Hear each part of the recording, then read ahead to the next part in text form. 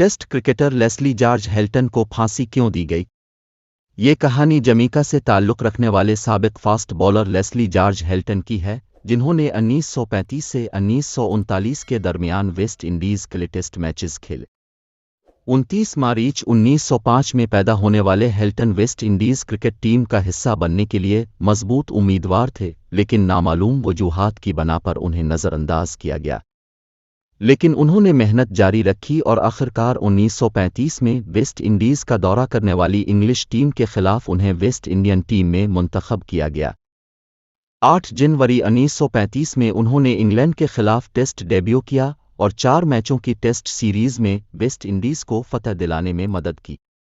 इसके बाद उन्हें 1939 में दोबारा इंग्लैंड के दौरे के लिए मुंतखब किया गया, लेकिन बाद अज़ां आउट ऑफ फॉर्म होने की वजह से उन्हें टीम से बाहर कर दिया गया, जिसके बाद हेल्टन ने फर्स्ट क्लास क्रिकेट से रिटायरमेंट ले ली। 1942 में हेल्टन ने एक पुलिस इंस्पेक्टर की बेटी लूर लाइन रोज से शादी की और जोड़े का 1947 में एक बेटा पैदा हुआ।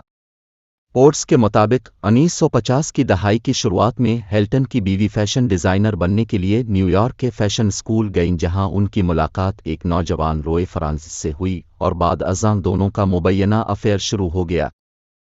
ताहम 1954 में हेल्टन को एक मुबैना ख़त में बीवी के अफेयर का मालूम हुआ तो दोनों के दरमियान झगड़ा हुआ, तो गुस्से में आकर हेल्टन ने बीवी को गोलियां मार कर कत्ल कर दिया और फिर उन्हें पुलिस ने गिरफ्तार कर लिया।